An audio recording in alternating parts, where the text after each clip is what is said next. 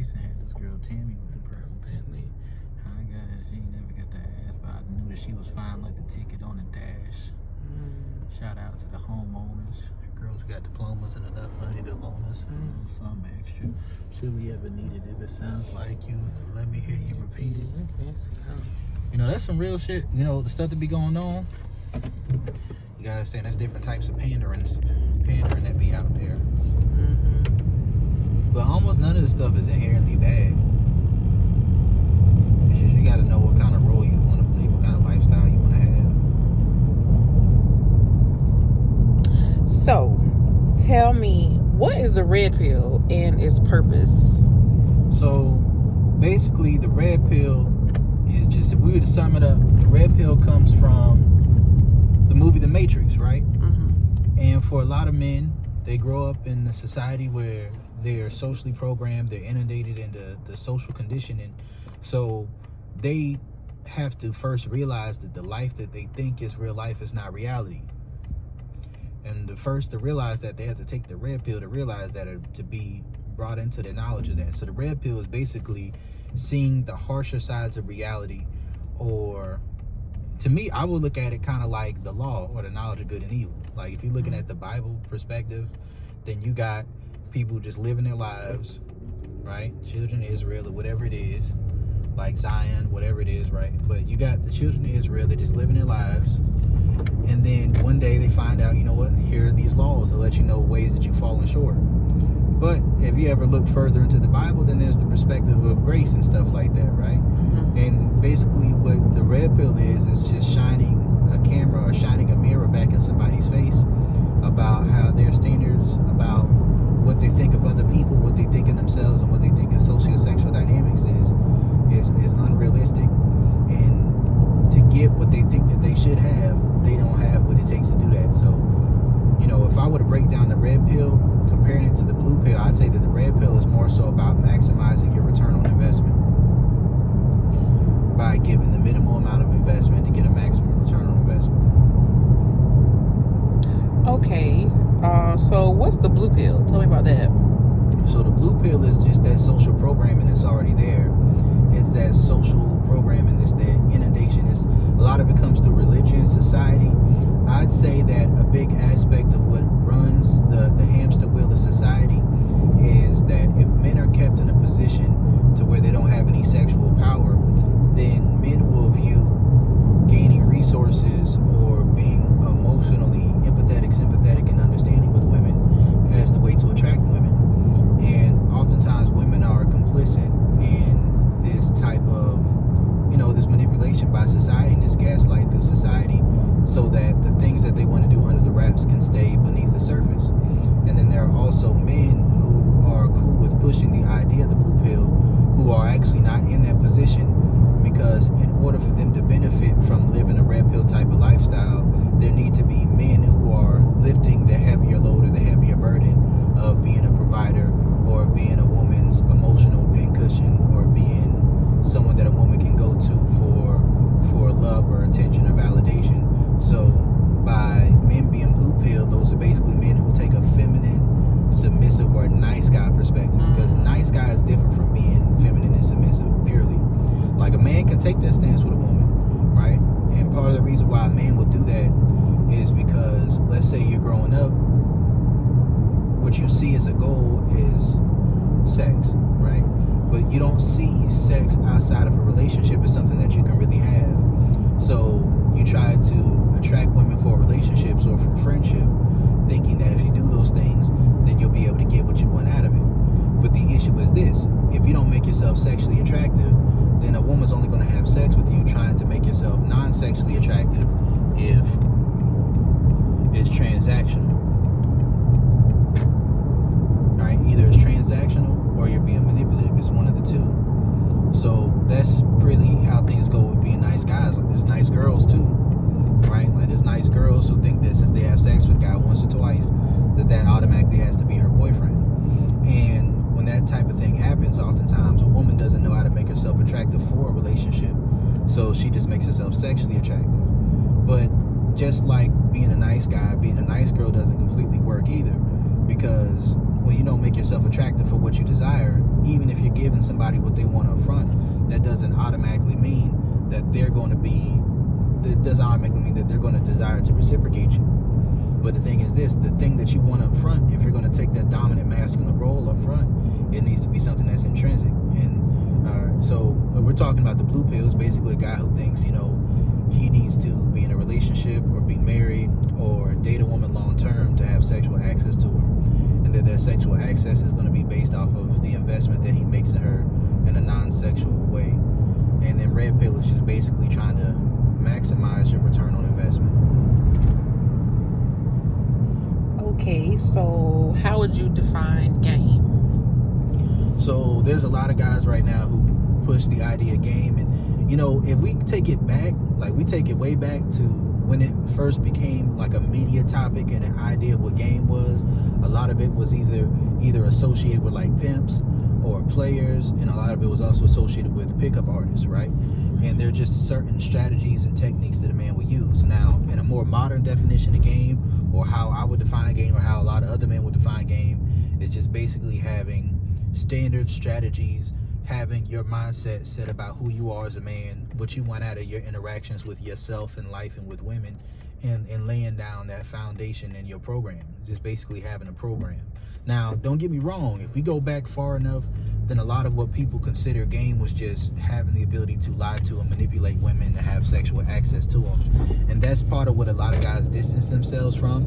But, you know, really this word game is going to play a big part in something I'm going to talk about in this video, right? Which is the idea of being triggered by buzzwords is really feminine to me. Like, you should be able to listen to somebody, understand what they're talking about, where they're coming from, before you go ahead and pass judgment on what you think they're saying, because you have a PTSD traumatic experience with those words. Like, an example of that could be, let's say you're coming from a spiritual perspective, and maybe you come from a religious point of view, and then you get a new awakening or you get a new awareness. You're probably going to have certain aversive responses to certain words that come off that sound spiritual or religious. Those things are going to strike you the wrong way. And similar things happen with men who may have an averse reaction to certain things that they hear.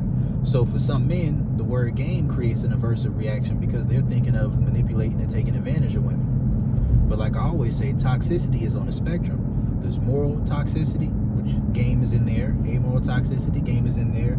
Immoral toxicity, game is in there as well. But it's just a matter of how far into it do you want to go. There's also a lot of men in spaces that I'm in right now who have an issue with the word toxic masculinity.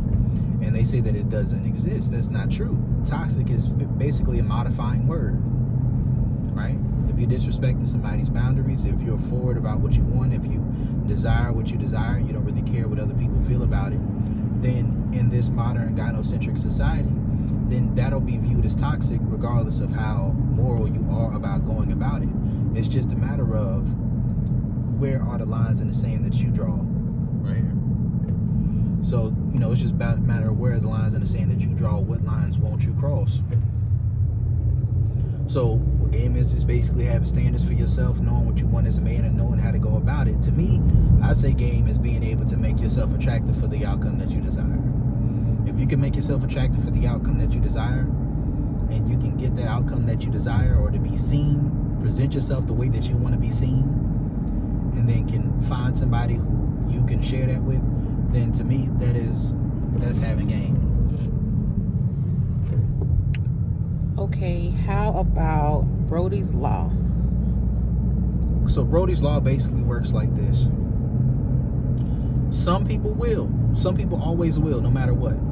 Some people never will, no matter what. Most people are somewhere in between. So I think to properly understand game, what we need to understand is that there are certain concepts and certain ideologies that will work for different people in different scenarios. But a big part of what needs to be understood even within that is that when it comes to dealing with people, some people are never going to do certain things. Some people are always going to do certain things. Those things are within their nature. They can't help that. It'll be better for them to have a different style of relationship, right? But then there are most people are somewhere in between, where it really depends on the circumstances, the nature and the nurture, and how those things mesh up together, and how your interactions are with them to determine whether somebody is going to be more of a cheating type of person, or whether somebody has, you know, different orientation